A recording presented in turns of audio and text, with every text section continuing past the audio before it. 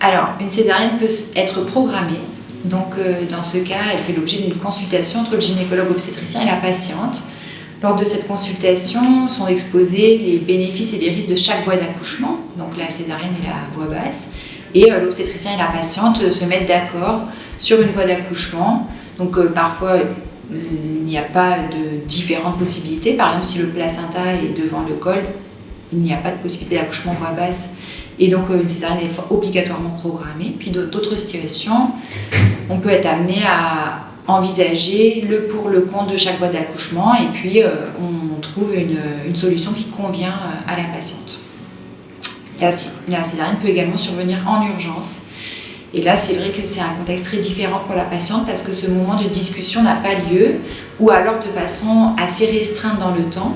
La patiente n'a pas forcément le temps ou les ressources pour poser toutes les questions qui lui viennent à l'esprit et elle peut avoir le sentiment d'avoir une voie d'accouchement qui lui est imposée. Donc, là, c'est vraiment l'importance du débriefing après l'accouchement afin de pouvoir reprendre les choses avec la patiente et qu'elle puisse s'approprier le moment de la naissance de son bébé.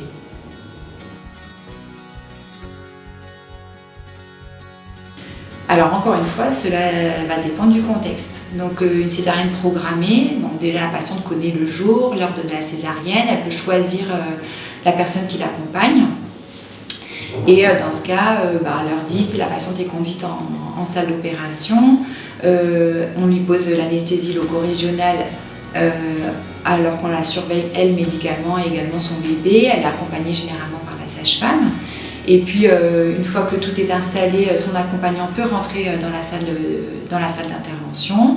Ils accueillent ensemble leur bébé et qui en général reste avec eux tout le reste de l'intervention.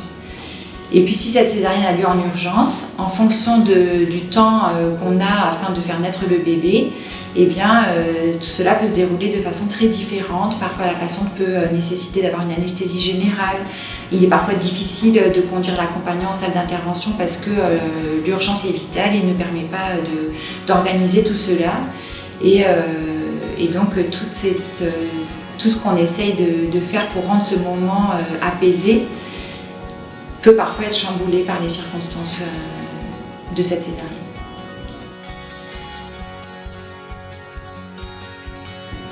Alors une césarienne humanisée, à mon sens, c'est une naissance, c'est-à-dire c'est une intervention, mais lors de laquelle l'ensemble des participants, donc les parents bien sûr, mais également le personnel médical et paramédical, a bien conscience qu'on est en train de vivre la naissance d'un enfant, qu'on accueille l'un d'entre nous.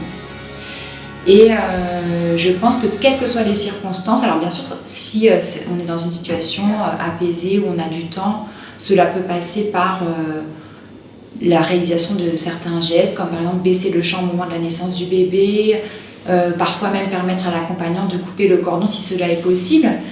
Et en général, ça rend vraiment ce moment extrêmement intense et touchant.